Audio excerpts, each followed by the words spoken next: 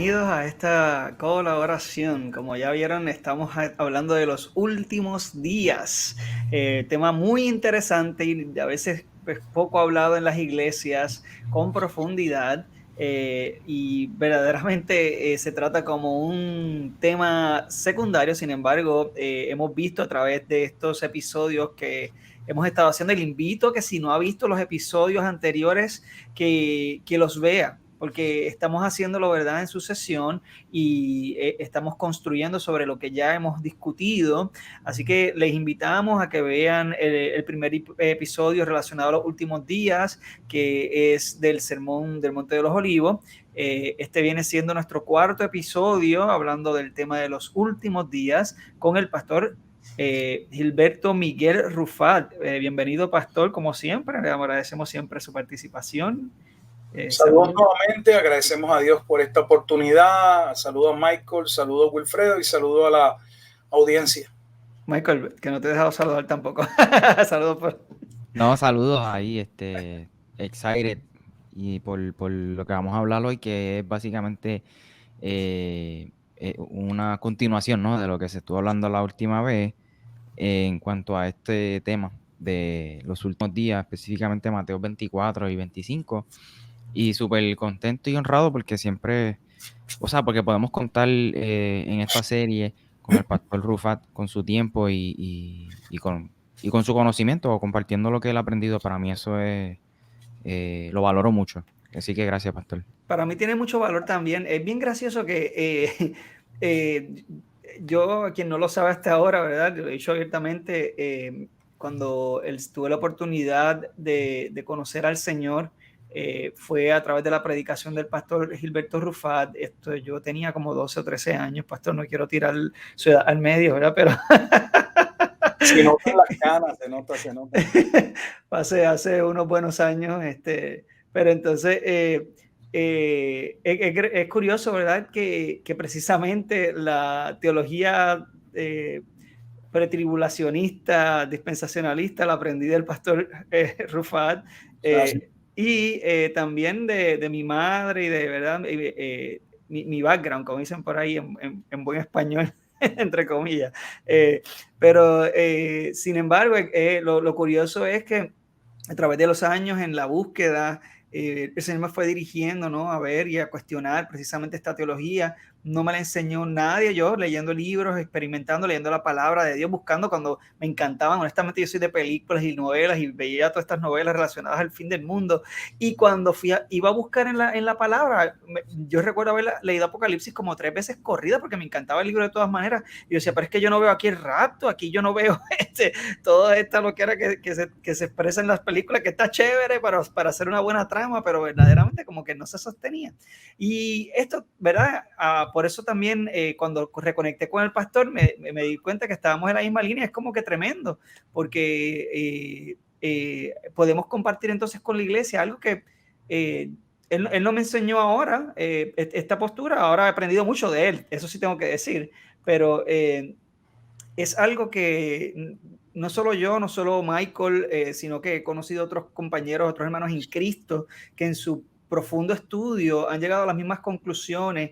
Y yo creo que esto nos debe dar, hay que pensar que el problema es que a veces no estudiamos este tema con la seriedad que requiere, y es un tema bien importante.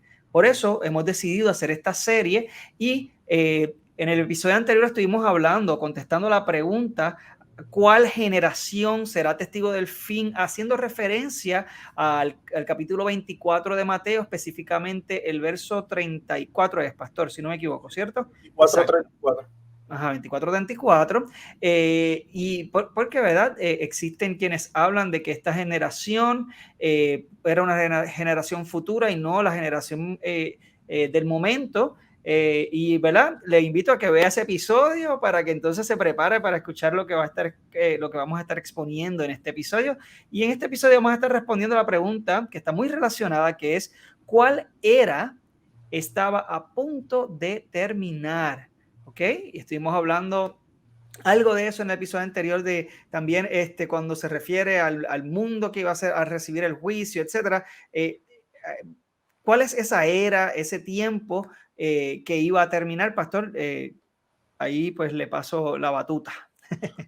Déjeme retomar algo de lo que ya hablamos, porque algo tocamos de esto en el video pasado, y es la relación que hay entre Mateo 24:34 y Mateo 24:3. O sea, la pregunta a los discípulos, la pregunta que le hacen los discípulos a Jesús ¿verdad? Con relación a esa afirmación de Jesús, que no quedaría piedra sobre piedra, que el templo sería destruido. Y ya hablamos que algunos tratan de tomar esa pregunta y dividirla en parte, pero claramente señalamos que hay una asociación, ¿no? Un vínculo, no podemos separar a aquella generación del fin. Ahora, ¿a qué fin se refiere? Aquí el problema nuevamente surge, a lo mejor no tanto con relación a nuestro esquema escatológico o, ¿verdad? Cómo entendemos que se van a desarrollar los eventos, sino posiblemente cuando vemos la palabra fin, nuestra mente inmediatamente piensa en que el fin del mundo. Así que... El fin de los tiempos también, el fin de... Sí. Y inmediatamente muchos básicamente entienden que va a ser el fin del mundo y que aquí se refiere a eventos que van a traer de la mano el fin del mundo. Hay un sinnúmero de comentaristas que toman el fin de la era y señalan que la palabra fin o era, la palabra griega aion, no significa el fin del mundo, sino el fin de una dispensación o el fin de una era. Y eso está bien, pero entonces dividen y separan la era presente de la era por venir. Y entonces piensan que solo existe, y está bien en un sentido, el tiempo presente y el tiempo futuro, y entiéndase el tiempo futuro. Entonces ya los acontecimientos ya vendríamos a ver del estado eterno o de la consumación de todas las cosas.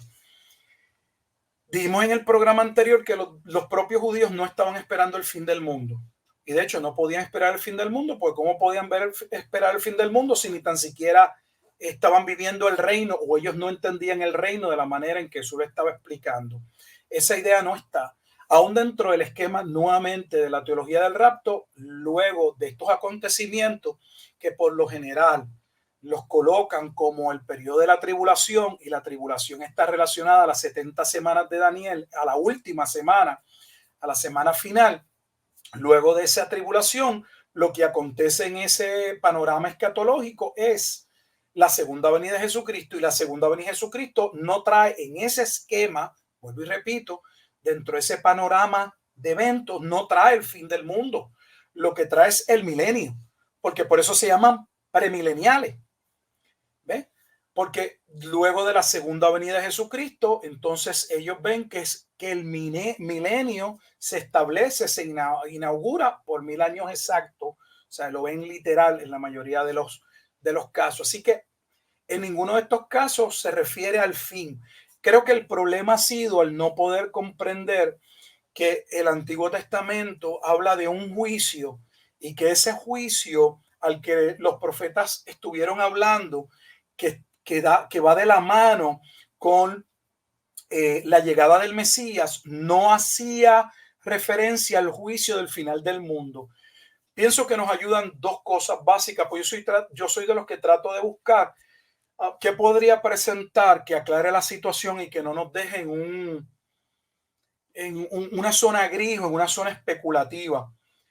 Vamos al libro de Malaquías y vamos a ver, voy a ver el libro de Malaquías, y quisiera en el libro de Malaquías dirigirme a los últimos 2 capítulos, y voy a establecer por qué es importante el libro de Malaquías para entender que este juicio que vería aquella generación, que tiene que ver con el acontecimiento de la venida del Hijo del Hombre, no implicaba el fin del mundo, no era el fin del mundo. En Malaquías, en el capítulo 3, si ustedes miran su Biblia, hay algo que traen todas las Biblias, sean Biblias de estudio o no, y es ese encabezado, ese titular, lo que en los seminarios le llaman la perícopa, que es algo que le fue añadido a la Biblia, como los capítulos, los versículos. No está así dividida la Biblia en el idioma, sea en hebreo o en el Nuevo Testamento en griego. Fueron cosas que se colocaron pero no es menos cierto que algunas de esas perícopas nos ayudan a identificar ciertas porciones de la escritura, aunque no necesariamente estemos de acuerdo con cada uno de esos encabezados, porque una vez más no fueron divinamente inspirados, sino que se colocaron con el propósito de poder llegar a ciertas porciones de una manera mucho más rápida, especialmente si el libro es uno extenso. Por ejemplo, la perícopa o el encabezado, el título que tiene mi Biblia en el capítulo 2 de Malaquías 2:17 dice: el día del juicio se acerca. O sea que el último profeta del Antiguo Testamento, por seleccionar uno, y voy a seleccionar el último porque es el más cercano a los evangelios, y específicamente por la persona de Juan el Bautista. ¿Por qué? Porque la persona de Juan el Bautista nos ayuda a identificar cuál era el fin, cuál era el juicio que estaba por suceder. Y en el capítulo 3, entonces, ahora de Malaquías, comienza el versículo 1 diciendo: he aquí yo envío mi mensajero. Y ese mensajero que Malaquías en el capítulo 3 está haciendo referencia es a Juan el Bautista, porque así claramente lo reconoce Jesucristo. Se lo dice en 2 ocasiones a sus discípulos, que aquel mensajero que prepararía el camino del Señor no era otro sino Juan el Bautista. Juan el Bautista es profetizado su venida, su llegada y lo que él haría por 2 profetas. El primer profeta que habló de Juan el Bautista en el capítulo 40 es Isaías 40. Se habla de la llegada de Juan el Bautista, pero quien lo asocia claramente con el fin de la era y lo que estaba por ocurrir, o sea, el juicio, pues la llegada del Mesías traía 2 eventos que lamentablemente la iglesia no ha sido enseñada. La iglesia ha sido enseñada, o lo único que se le ha dicho es que cuando el Mesías viniese traería redención, traería salvación, que por medio de lo que el siervo sufriente lograría, ubicándonos en Isaías 53, habría salvación para muchos, como verdad allí se menciona en ese capítulo, pero pocas veces se establece, se muestra, se habla de que esa misma venida, ese mismo momento traería de la mano juicio. Dios tendría misericordia de vasos de misericordia, pero también tenía vasos de ira con los que él vendría en juicio, que es Romanos capítulo 9. Dice: aquí yo envío mi mensajero, el cual preparará el camino delante de mí, y vendrá súbitamente a su templo el Señor. O sea que coloca la llegada del mensajero junto a la llegada de aquel Señor, que es Jesucristo, que llegaría ¿a qué? A su templo, a su pueblo. Ahora, cuando se habla de la llegada de este mensajero, inmediatamente se habla de que habría un juicio y que Dios vendría a refinar, a limpiar su era. Por ejemplo, en Malaquías capítulo 3, en el versículo 3 dice: y se sentará para afinar y limpiar la plata. ¿Quién se sentaría para afinar, para limpiar? El Mesías. ¿Cuándo sucede eso? Sucede en su ascensión. Pedro establece que Jesucristo ha cumplido el Salmo 110 y se ha sentado a la diestra del Padre, o sea, cumpliendo lo referente al Hijo del Hombre de Daniel capítulo 7, porque el término Hijo de Hombre viene de Daniel 7, aunque la profecía con relación al juicio que está unida, pero propiamente lo dicho sobre la destrucción del templo está en Daniel 9. Dice que él limpiaría, él vendría a afinar y a limpiar a los hijos de Leví. Porque lo que está diciendo es que desde la casa sacerdotal hacia abajo, todos se habían contaminado, vivían en pecado. Más adelante, ya finalizando o a mediados, debo decir, del capítulo 3, versículo 5, dice: y vendré a vosotros, escuche bien, vendré a vosotros para juicio, y seré pronto testigo contra los hechiceros y adúlteros, porque el pueblo se había convertido en un pueblo adúltero. Por eso se le llama la gran ramera. Contra los que juran mentira y los que defraudan en su salario al jornalero, a la viuda, al huérfano, y a los que hacen injusticia al extranjero, los que no tienen temor de mí, dice Jehová de los ejércitos. Y adelanto el capítulo 4, porque el capítulo 4 aquí sí que es muy fuerte el lenguaje. Y así inicia, dice, porque aquí viene el día ardiente como un horno, y todos los soberbios y todos los que hacen maldad serán estopa.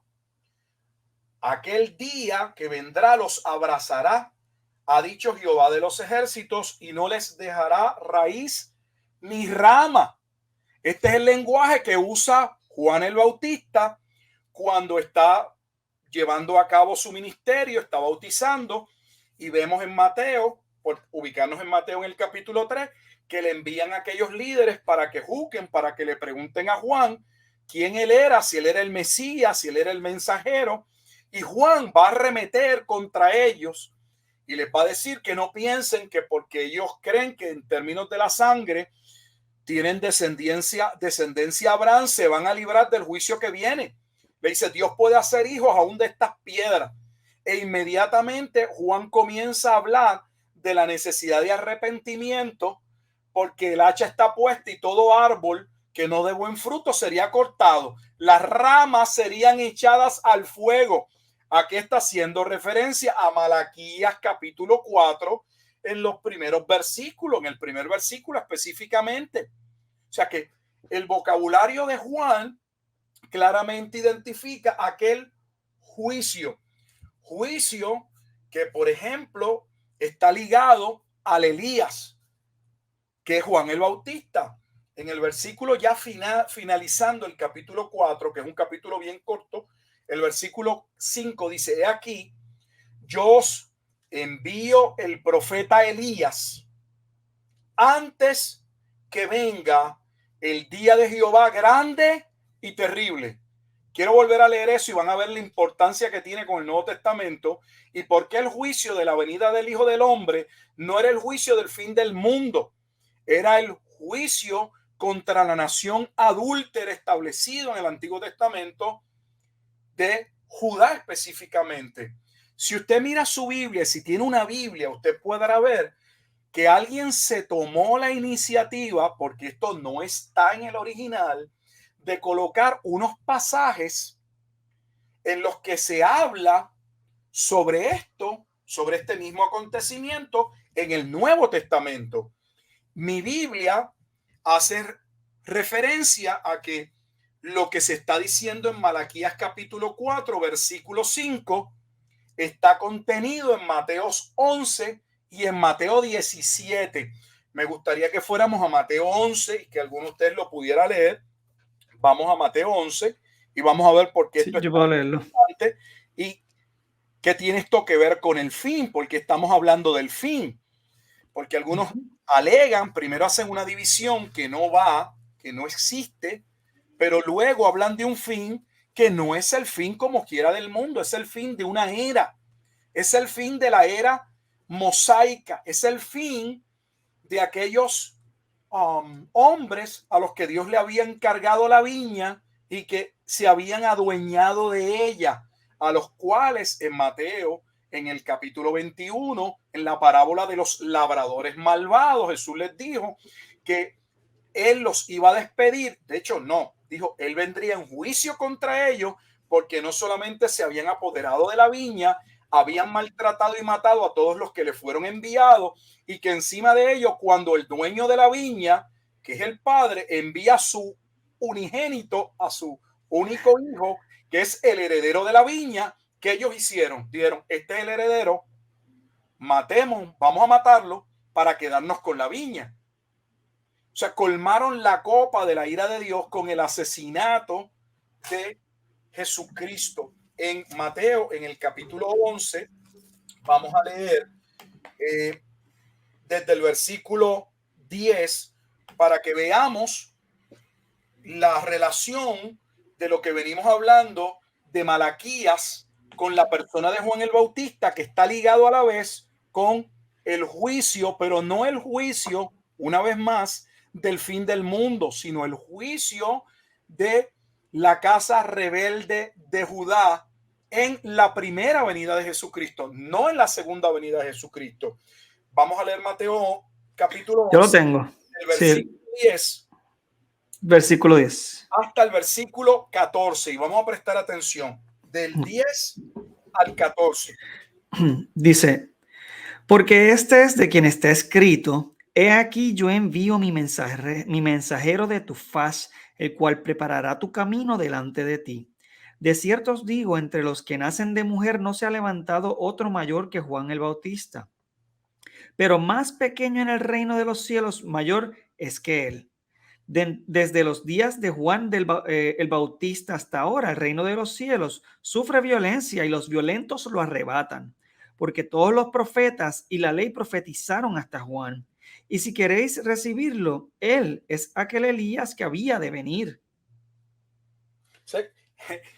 Es totalmente claro, contundente, que si ustedes observan en Mateo capítulo 11, en el versículo 10, sus Biblias tienen una referencia que los lleva a Malaquías 3.1.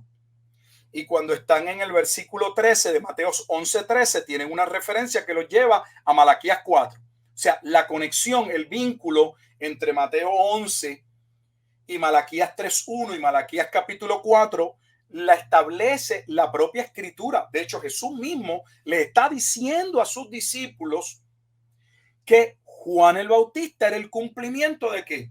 De la profecía de Malaquías. Porque esto es importante, porque no podemos tener el Elías, que sería el mensajero quien anunciaba el juicio, y tengamos Elías el cumplimiento, pero no el juicio.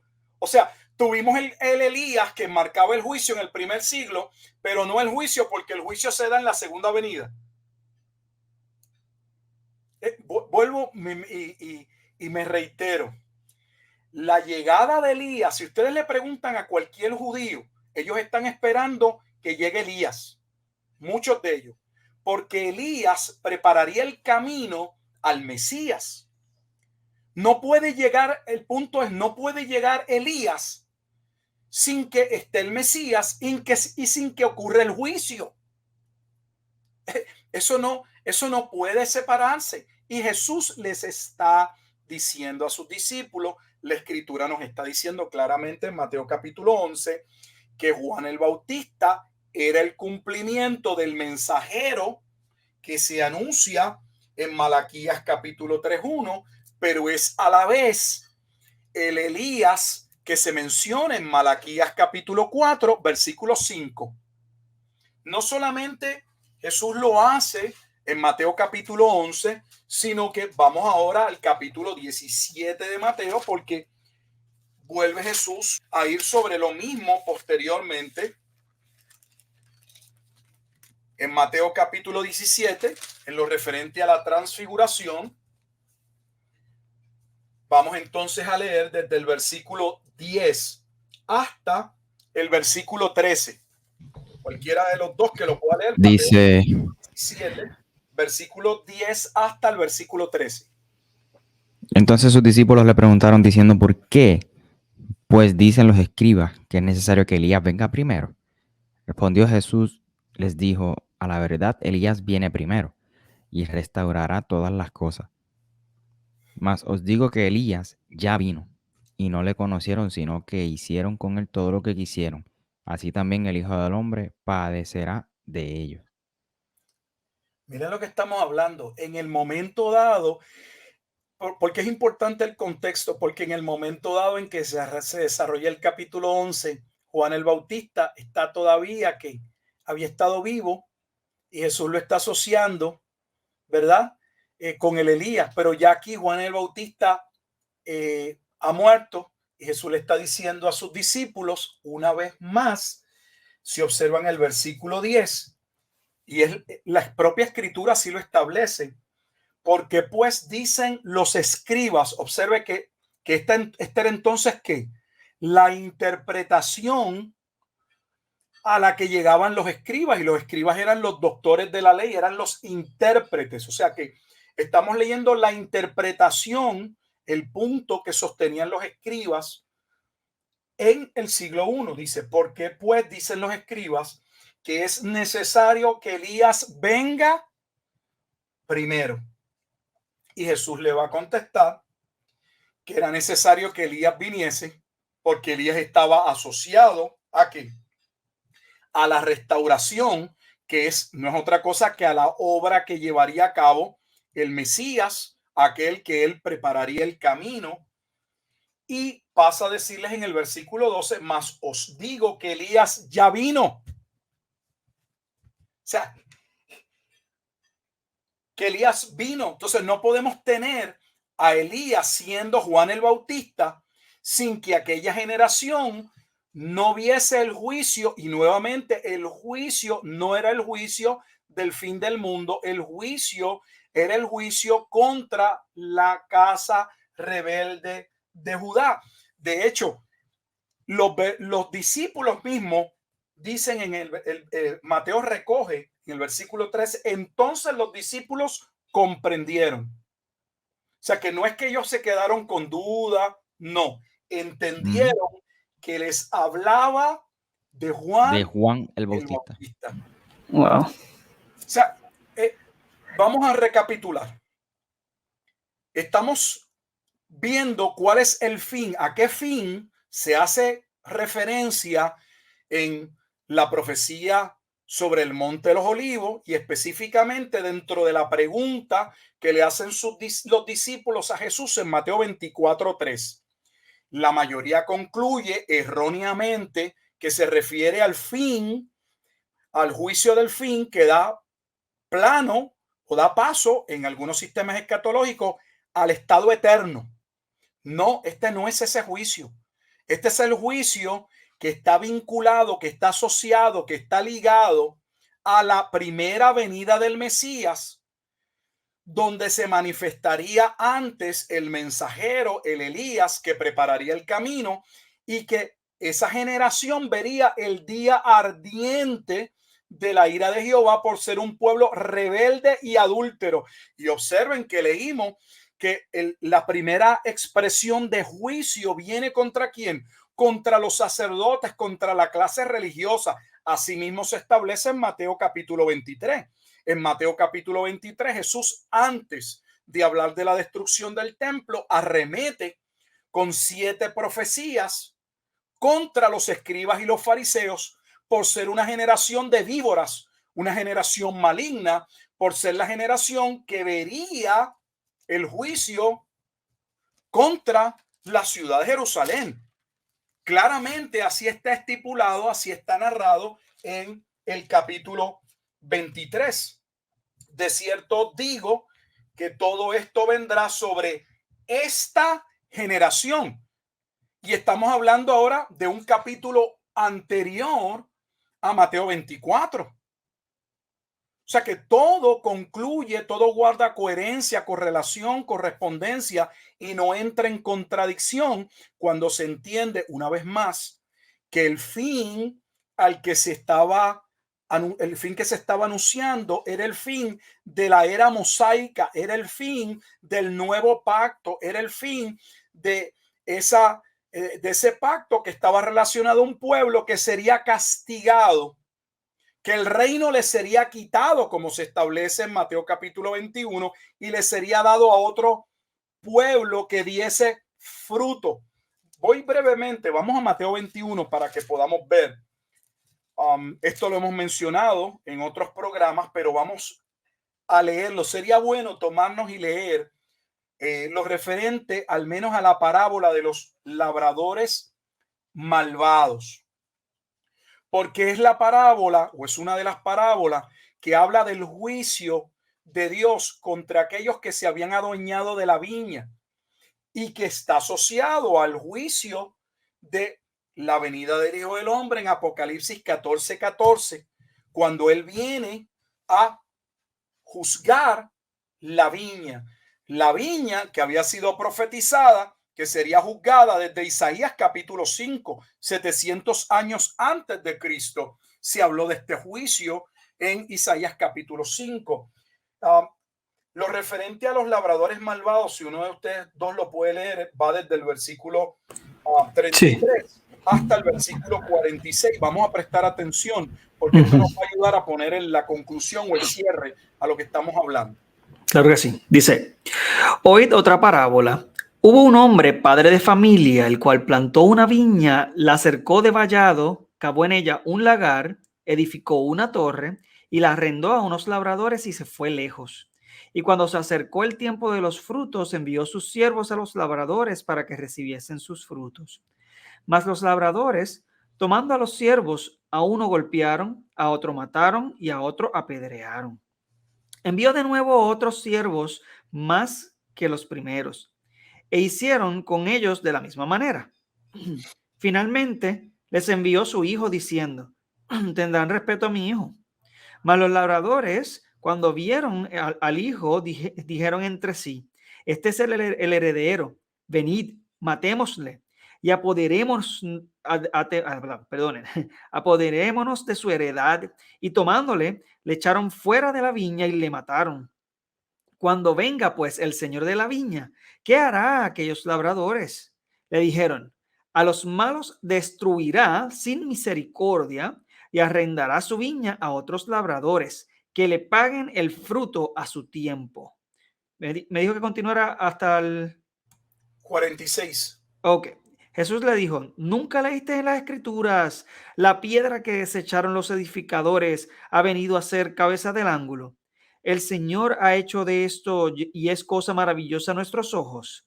Por tanto os digo que el reino de Dios será quitado de vosotros y será dado a gente que produzca los frutos de él. Y el que cayere sobre esta piedra será quebrantado, y sobre quien ella cayere le desmenuzará. Y oyendo sus parábolas, los principales sacerdotes y los fariseos entendieron que hablaba de ellos, pero al buscar cómo echarle mano, temían al pueblo, porque éste le tenía por profeta. El versículo 45 es sumamente claro. La propia escritura dice que ellos supieron que hablaba de quién, de ellos, lo que guarda totalmente relación con el capítulo 23, cuando Jesús les dice a esos mismos líderes que el juicio estaba por acontecer en aquella generación.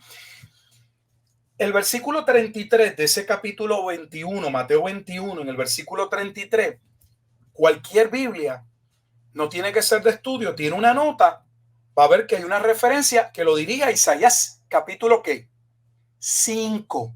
Fíjense para que vean, estamos haciendo un ejercicio interpretativo que nos ayude a analizar la escritura usando la escritura, o sea, el principio de analogía fide o analogía de la fe, dejar que la escritura interprete la escritura, que ella misma nos dé el significado. O sea que no somos nosotros los que estamos tratando de vincular esta parábola con relación a esta viña y estos labradores malvados y forzarla a verla como que trata a Israel. No es que es evidente que trata de Israel.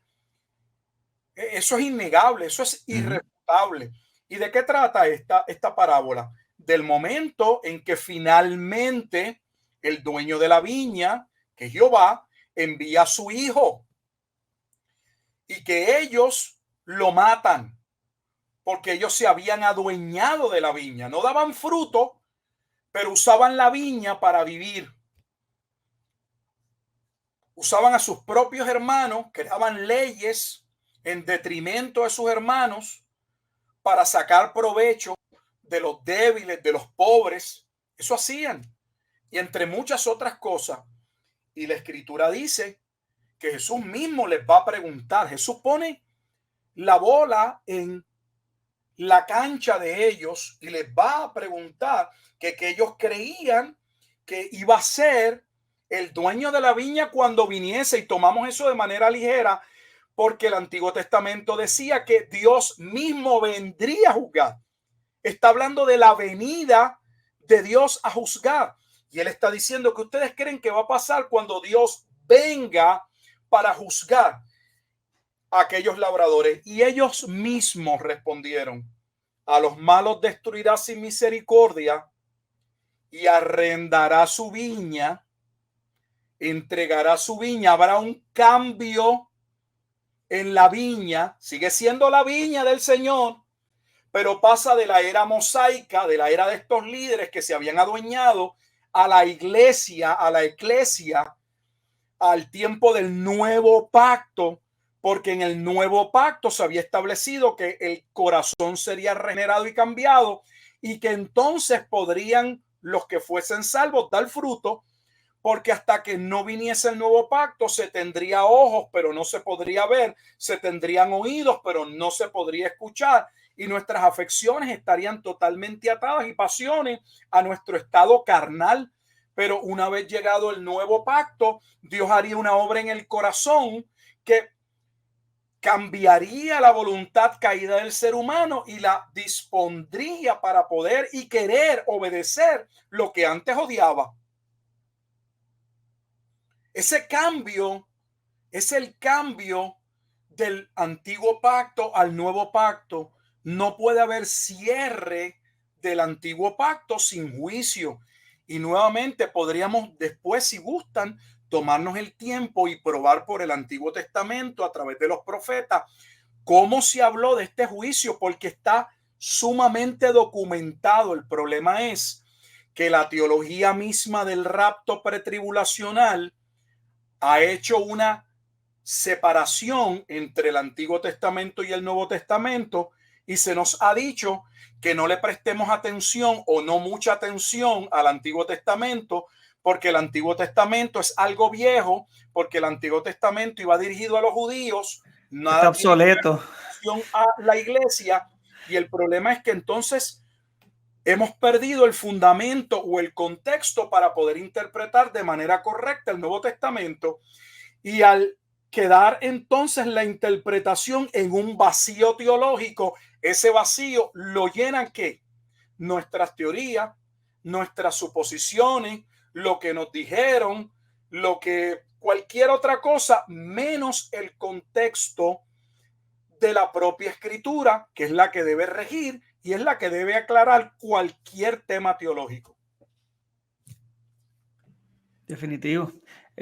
Wow. Es como voltear o volcar por completo lo que muchas veces se nos enseñó a través de los años, y esto le da mucho sentido a lo que entendían los judíos que estaban recibiendo este mensaje de primera mano. Yo quiero que la audiencia vuelva y recapacite que cuando esto se estaba hablando no había nadie escribiendo en ese momento. O sea, estas palabras no se expresaron o la audiencia no obtuvo este mensaje originalmente de manera escrita, lo tuvieron oral, de frente, o sea que tenía un significado para ellos en ese momento, y yo creo que eso es de las cosas que más importante nos debe dejar saber, que había un mensaje, un sentido que era concreto, que era en el momento, que era vigente para esa audiencia. Entonces a mí una cosa que me llama la atención, pastor, en ese mismo pasaje, es que los fariseos y los escribas y los maestros de la ley entendieron lo que le estaba diciendo. O sea, eso yo creo que tiene mucho que ver. O sea, que realmente Jesucristo no les tuvo que explicar eso porque ellos sabían de lo que le estaba hablando, haciendo precisamente, dándonos a entender que este mensaje no es un mensaje místico, no es un mensaje que tenga como que una interpretación personal o algo que pues le parezca o no. Ellos entendieron que estaban hablando de ellos y que de quien él estaba hablando de un juicio que vendría precisamente sobre aquellos que meterían mano, ¿verdad?, al Hijo del Hombre, y se sabe que esto fue Jesucristo, porque de eso se basa nuestra fe. Por eso que este mensaje es tan importante. Lamentablemente, Michael y Wilfredo, los que no entendemos somos nosotros. El pasaje claramente acentúa que ellos entendieron. Los que no entendemos o no queremos entender, somos nosotros. El pasaje claramente identifica ese cambio. De hecho, si alguien quisiera y me preguntara, nadie me ha preguntado, pero yo me voy a adelantar, ¿hay algún pasaje en la escritura que hable o asocie los dos pactos corriendo a la vez y que diga que hay un pacto que estaba por terminar? Sí. De hecho, hay un libro que por esa razón yo creo que no se estudia, y es el libro o la carta a los Hebreos. Me gustaría que fuéramos al libro de los Hebreos brevemente, el libro de los Hebreos, al capítulo 8. Hebreos, capítulo 8.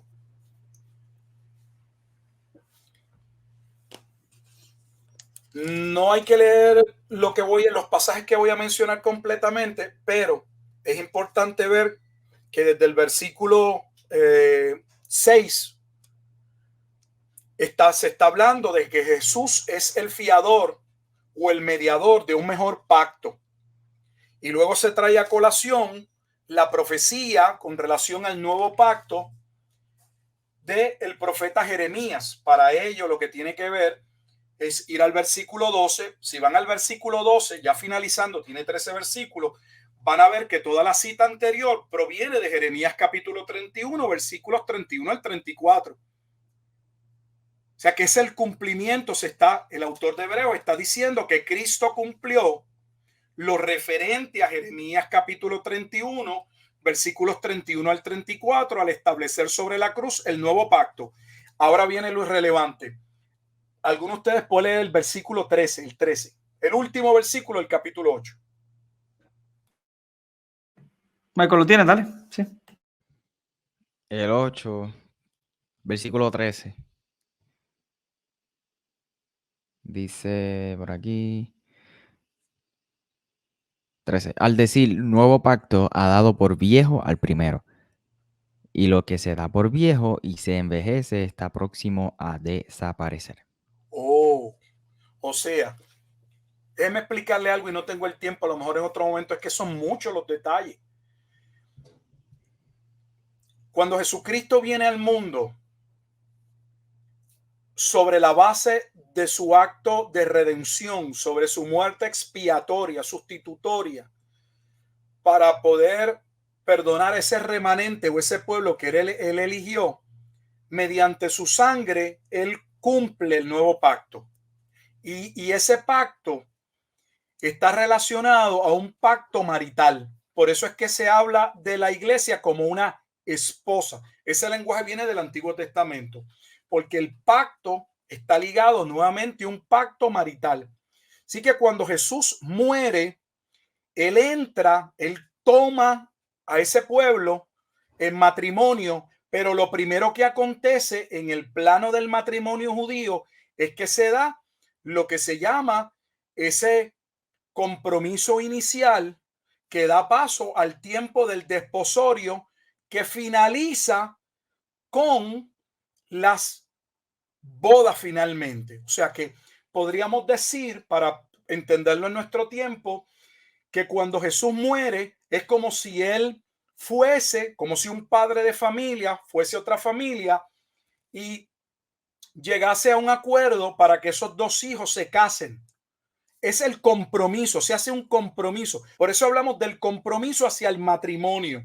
Hay un acuerdo que hasta a veces, hasta en algunas culturas o sociedades, a veces se entregaba la dote, o en el caso nuestro, a veces se da un anillo premarital, que lo que implica es ya estamos comprometidos para casarnos, pero hasta que la boda no llegue, hasta que ese día no se celebre esa boda, para los efectos, el matrimonio no ha concluido. Sin embargo, bajo el sistema judío, una vez dos personas entraban en ese compromiso para efectos de ley, aunque la boda no se había consumado en términos de que se juntasen en una sola carne en aquella actividad, no obstante, para la ley ya estaban casados. Ese es el estado en el que se encuentra María y José, cuando María escucha por medio del mismo ángel Gabriel, el mismo ángel que le trae la revelación de que nacería el Hijo del Hombre, que es Emmanuel, Dios con nosotros.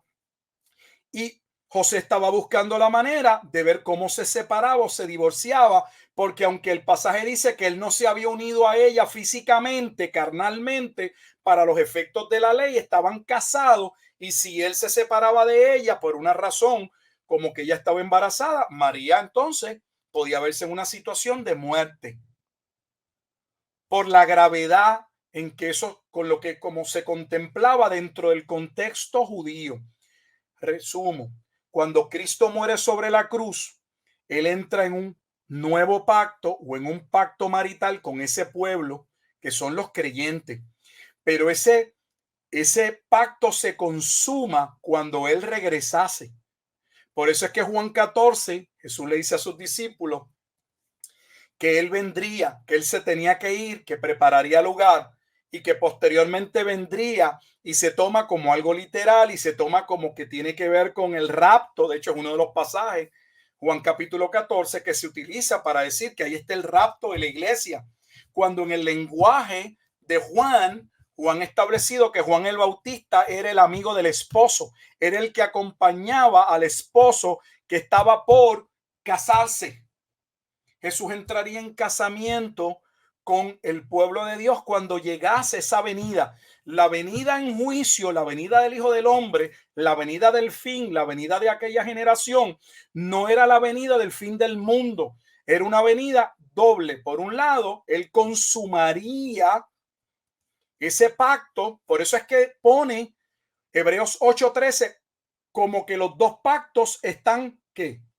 Hay uno que se está poniendo viejo, que está por salir, y el otro, aunque está, no está todavía en todo su esplendor. Eso va a suceder en el libro de Apocalipsis, en el capítulo 19, que lo mencioné en otros programas. Esa es la razón por la que en un mismo capítulo, que es el capítulo del juicio contra la gran ciudad, hay gozo porque el Señor ha juzgado a la gran ramera, pero a la vez hay gozo porque el mismo momento anuncia las bodas del Cordero. Porque por un tiempo ambos pactos es como una carrera de relevo donde en un momento dado hay dos corredores que están corriendo a la vez y hay uno que está ya por pasarle el batón, el batón. El próximo para que continúe la carrera. Hebreos capítulo 10, Hebreos capítulo 8 en el versículo 13 nos está colocando, si lo quiere ver en una imagen, ese tiempo en que todavía está corriendo el antiguo pacto. No es que está vigente, pero ya estaba su fin a terminar y terminaría con la destrucción. Que dicha destrucción es anunciada en el mismo libro o carta a los Hebreos. Y me gustaría que lo vean en el capítulo 10, versículo 30. Dice: pues conocemos al que dijo, mía es la venganza, yo daré el pago, dice el Señor. Y otra vez el Señor juzgará ¿a quién? Al mundo. Mire lo que dice el pasaje. ¿Juzgará a quién?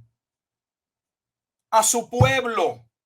El juicio que vendría era un juicio sobre su pueblo. ¿Y cuándo iba a ocurrir ese evento? El mismo capítulo 10 de la carta a los Hebreos, en el versículo 37 dice: porque aún un poquito, y el que ha de venir vendrá y no tardará. Yo no sé cómo un poquito y no tardará son 2000 años después. Volvemos a ver el mismo lenguaje que está utilizando nuevamente. Incluye eso también el profeta en Apocalipsis. Lamentablemente muchos no entienden que la mayoría de las profecías que nosotros hemos considerado hasta ahora y hemos creído que tenían o guardaban relación con la segunda venida, la mayoría no trataba de la segunda venida. La mayoría trataba de aquel juicio inminente que estaba por suceder. Por eso cuando leemos las cartas vemos que los apóstoles están hablando claramente de algo que ellos estaban esperando y va a suceder. La pregunta es, y es sencilla: si todos los escritos o los apóstoles hablaron siendo inspirados por el Espíritu Santo y ellos mismos escribieron que el evento estaba próximo a suceder, les pregunto, yo sé la contestación de ustedes, pero la hago para el público: ¿se equivocaron? Para nada. Teológico. ¿Se equivocaron? No, Este era el sentir de Pedro, este era el sentir de la carta a los Hebreos. O sea, ¿se equivocaron? O sea, dentro de la inspiración de la escritura tenemos equivocaciones claras y contundentes que podrían dirigirnos a una creencia falsa. La contestación debe ser absolutamente no. Hablaron divinamente siendo inspirados por el Espíritu Santo. El problema lo tenemos nosotros. Que estos pasajes deberían abrir nuestros ojos y hacernos ver, aquí hay algo que está mal. Los escucho y quiero terminar con otro pasaje brevemente que expone claramente en un momento dado ambos pactos convivieron o iban a convivir hasta que uno de ellos fuese quitado y el otro pues fuese acentuado o empezase, ¿verdad?, a generar el gozo y la salvación, el estado de paz que merecía aquella iglesia. Sí, yo diría que esto demuestra aún más la relación que guarda el estudio de la escatología con el plan general de Dios y la soteriología, que es ¿verdad?, el estudio de la misma salvación de Cristo, el plan de salvación de Cristo y a través de Cristo, mejor dicho, quién es Cristo también en todo ese plan. Yo creo que todo esto está tan relacionado y por eso es que es tan importante que nos tomemos el tiempo para estudiar esto. Se ve la coherencia y la armonía entre esa profecía que viene desde el Antiguo Testamento, que se está cumpliendo en Jesucristo, que se cumple entonces en la historia, que mucha gente dice, no, pero entonces hay que recurrir a fuentes externas para ver ese cumplimiento de la historia. Pues mira, no, vemos en Hechos también relación o ¿verdad?, conversación al respecto, vemos que es de conocimiento público de todas maneras que esto ocurrió, que sabemos que por eso es que el pueblo judío, ¿verdad?, por muchos años también estuvieron dispersos, pues diferentes, ¿verdad? Eso es otro tema, ¿verdad? Pero el aspecto de la nación como tal, de Israel como nación, y por eso podemos ver la importancia que toma la iglesia como cuerpo de Cristo y como ese pueblo que fue prometido a Abraham, que iba a ser de todas las naciones. Así que es como que todo está relacionado de una forma increíble desde el principio, desde el comienzo, y si lo vemos entonces con esos lentes que son el correcto, el mensaje es mucho más claro, las profecías son mucho más claras y no hay que teorizar entre qué es lo que quiso decir el profeta con esto y lo otro, sino que hay una coherencia y una armonía que nos lleva en todo y afecta a todos los aspectos de nuestra fe. Michael, no sabía si querías también comentar algo. Michael, si no, Gálatas, No. capítulo 4, Gálatas 4, quisiera terminar con la alegoría, porque esta alegoría nos va a ayudar a entender muchísimo lo que sucede aquí. Tengo Gálatas 4. Gálatas 4 y la alegoría va del versículo 21 al 31. Es necesario tomarnos el tiempo y leer esos versículos del 21 al 31. Vamos a prestar Claro que sí. atención y luego entonces puntualizo o señalo algunas cosas importantes de esta alegoría. Alegoría de Sara y Agar. Decidme, los que queréis estar bajo la ley, ¿no habéis oído la ley? Porque está escrito que Abraham tuvo dos hijos, uno de la esclava y otro de la libre. Pero el de la esclava nació según la carne, mas el de la libre por la promesa, lo cual es una alegoría, pues estas mujeres son los dos pactos. El uno proviene del monte Sinaí, el cual da hijos para esclavitud. Este es Agar, porque Agar es el monte Sinaí en Arabia y correspondiente a la Jerusalén actual, pues esta junto con sus hijos está en esclavitud. Mas la Jerusalén de arriba, la cual es madre de todos nosotros, es libre, porque está escrito, regocíjate, oh estéril, tú que no das a luz. Prorrumpe en júbilo y clama, tú que no tienes dolores de parto, porque más son los hijos de la desolada que de la que tiene marido. Así que, hermanos, nosotros, como Isaac, somos hijos de la promesa, pero como entonces el que había nacido según la carne perseguía al que había nacido según el espíritu, así también ahora. Mas, ¿qué dice la escritura? Echa fuera a la esclava y a su hijo, porque no heredará el hijo de la esclava con el hijo de la libre. De manera, hermanos, que no somos hijos de la esclava, sino de la libre. No se escucha, pastor, no se escucha. No se escucha, pastor. Pastor, está en mute. Tiene el mute. Este pasaje es maravilloso y me da mucha pena que lo tengamos que tocar por encima, pero si ustedes miran, por señalar algunas cosas importantes, primero quiero ver la referencia que se hace al Antiguo Testamento. En el versículo 27, Gálatas 4, 27, ustedes pueden ver que su Biblia debe tener una nota o una cita que lo lleva a Isaías 54. Vamos a Isaías 54.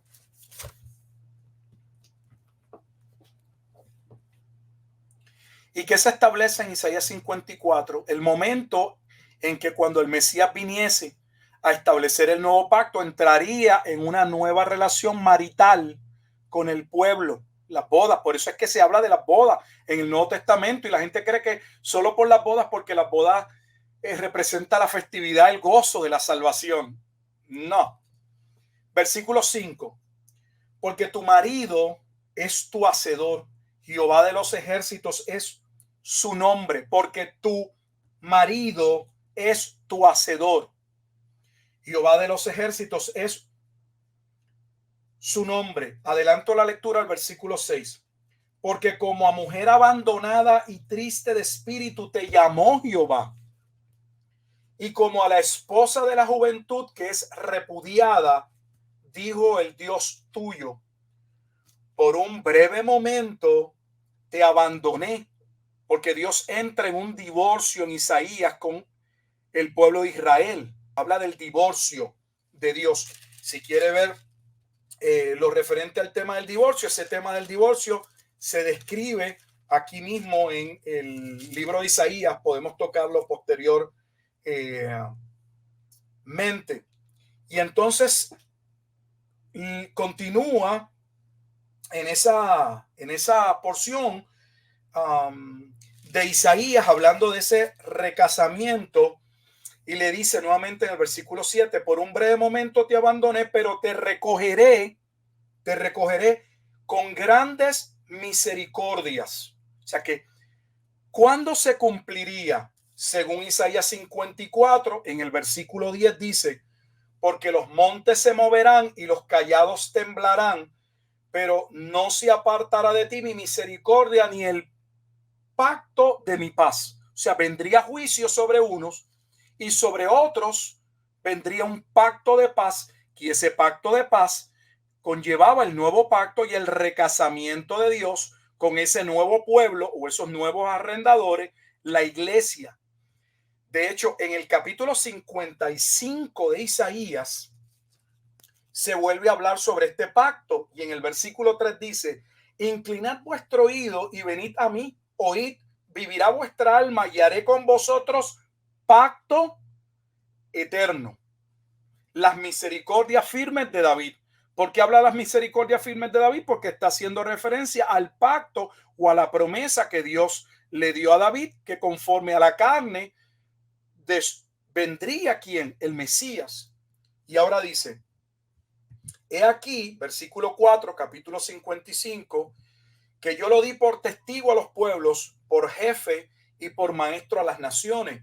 He aquí, llamarás a gente que no conociste y gente que no te conocieron correrán a ti. Está hablando aún de la salvación de los gentiles, por causa de Jehová tu Dios y del Santo de Israel que te ha honrado.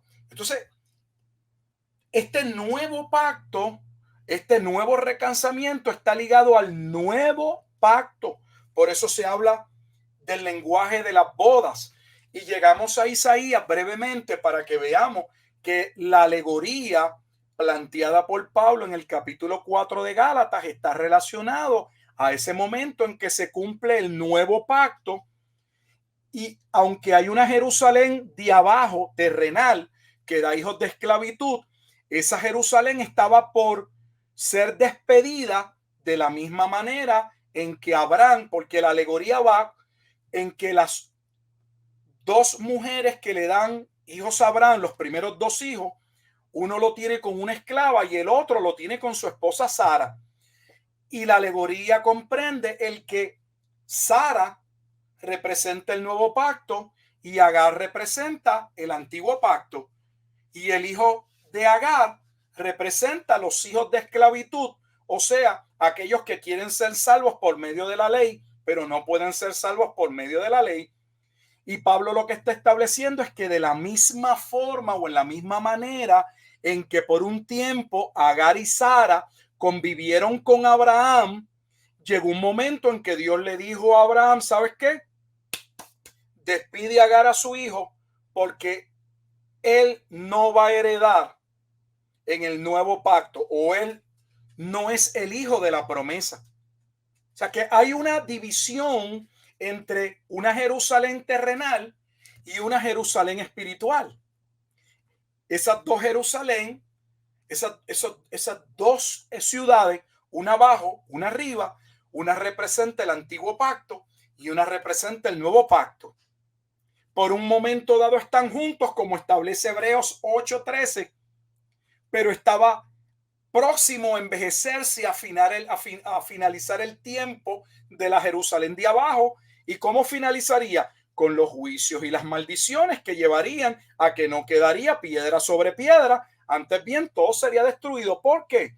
Porque ya no era necesario el templo, porque todo lo que figuraba el templo, entiéndase, el sacrificio, los sacerdotes, todo tenía que ver con la obra que llevaría a cabo el Mesías. Y el autor de Hebreos especifica que una vez todo ha tenido cumplimiento en la persona de Cristo, ya no es necesario el templo, porque Cristo es la piedra angular del nuevo templo y los creyentes son piedras de ese templo, porque ya no se requiere de un nuevo sacerdote, porque Cristo es el sumo sacerdote, porque ya no se requieren de más ofrendas, porque Cristo fue la ofrenda entregada una vez y para siempre. ¿Qué es lo que no entendemos?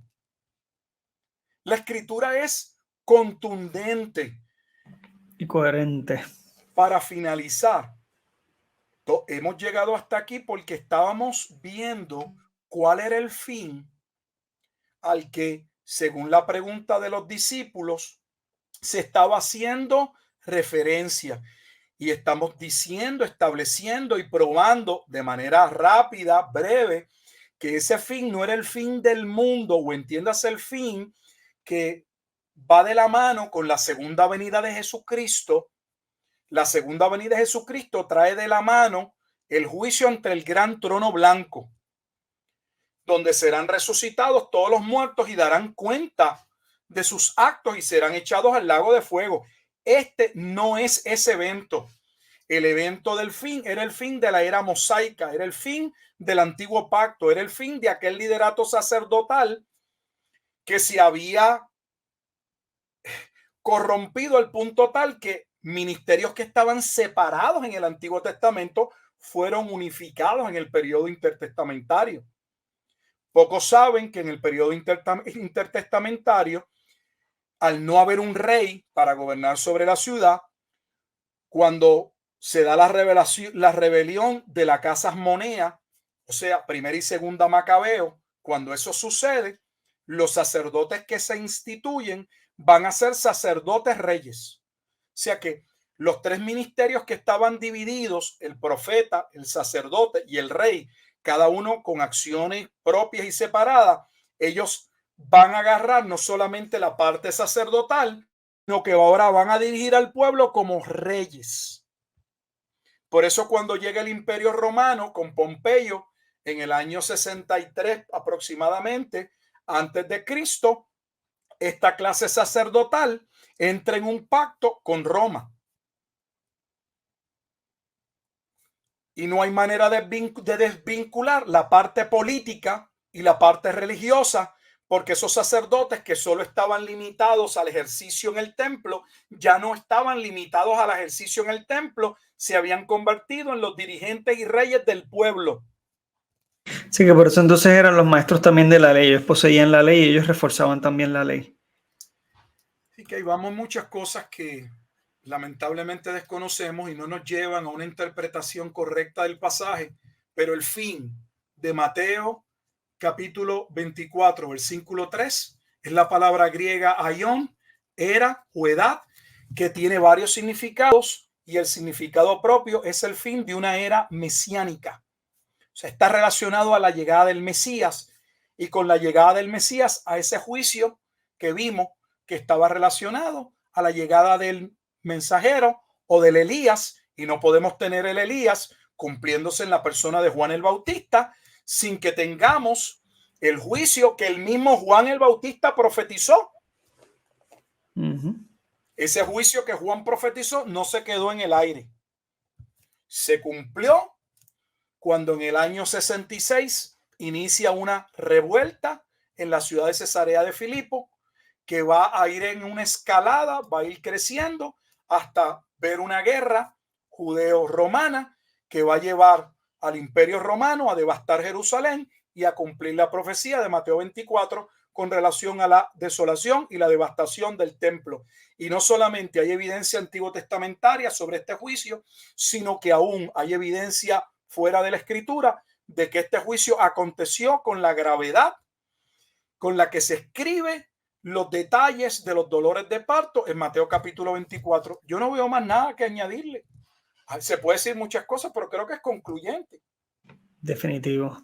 Eso está poderoso. Brutal. Mano, y con esto, la Biblia, esto deja claro que la Biblia no se contradice y que Dios divinamente le inspiró a estos hombres a escribir la misma. Y que esta mentalidad que yo la he escuchado, de que el Antiguo Testamento pues no lo leo, ya no es concerniente, es totalmente errada porque pues la Biblia comunica un mensaje de Génesis hasta Apocalipsis y lo hemos visto aquí en el ejercicio de hoy. Así que, mano, yo estoy súper contento y creo que sería interesante que el próximo episodio o los próximos 2 episodios, no sé cuánto nos tome y no sé qué ustedes piensen, pudiésemos hablar acerca del antiguo pacto y del nuevo pacto y de cómo se entrelazaban o cómo convivían, que usted estaba explicando, me parece fenomenal, con más detenimiento. Muy bien. Está tremendo eso. Y también quería recordarle a las personas que nos ven y o nos escuchan de manera grabada, el pastor Gilberto Rufat tiene un libro, se llama La venida del Hijo del Hombre en las nubes, un comentario de Mateo capítulo 24 y 25, el cual usted puede adquirir ya sea de manera física o digital. Digital usted pues no daña el medio ambiente. Y es un precio sumamente accesible, léalo y con mucho más detenimiento y va a ser de mucha bendición, de verdad que sí. No sé si quieran añadir algo más. No, y de hecho, lo único, ¿verdad? Que quiero, como siempre, agradecer al pastor por tomarse este Claro que tiempo. sí. Definitivamente es enriquecedor totalmente. Y es bueno porque a mí por lo menos me ayuda o me inspira a tener mayor confianza en Dios, ver que Él es tan poderoso y es soberano para mantener un plan tan perfecto y tan cuidadosamente, ¿verdad? Planificado, de hecho la redundancia, exacto, valga la redundancia, pero realmente es increíble. Y a mí por lo menos eso me llena de mucha paz, saber que cuento con un Dios que es poderoso, que está en control y que no se le escapa ni un detallito, ni un detallito. Eso era Solo todo. quisiera, antes de que terminemos, usar, ¿verdad? El hecho de que estoy seguro que nos pueden estar escuchando líderes, a lo mejor en algún momento dado algún pastor o no sé, y que entiendan que vale la pena no solamente hacer un estudio serio de la escritura, y no es que vale la pena, es que estamos llamados a hacerlo, y que sin ese estudio serio nos podemos dar cuenta de que hemos errado, que hemos adoptado, hemos estado predicando, enseñando algo incorrecto. No nos dé ningún temor a arrepentirnos, a retomar lo que es correcto.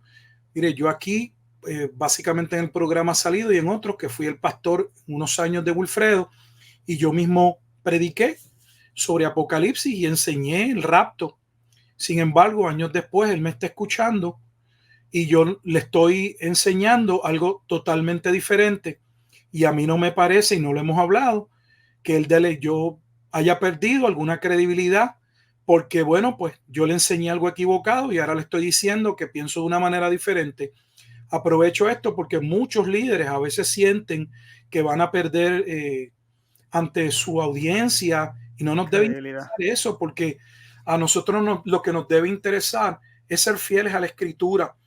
Si alguien nos va a criticar porque, bueno, nos equivocamos en un momento y eso podría significar que estemos equivocados nuevamente o que todavía no hemos llegado a la verdad sobre un asunto, eso se lo dejamos a Dios, pero no debemos quedarnos en el error ¿verdad? No querer dar nuestro brazo a torcer, simple y sencillamente porque somos pastores, somos líderes, no nos equivocamos, lo sabemos todo. Somos discípulos, yo sigo siendo un discípulo y voy aprendiendo, y lo he dicho en otros programas y vuelvo y lo digo. Hay muchas de las cosas que yo digo hoy con mucha vehemencia, contundencia, que son parte de mi estudio de estos últimos años. Yo vengo estudiando seriamente la escatología aproximadamente, no sé, 4 o 5 años con mucho interés.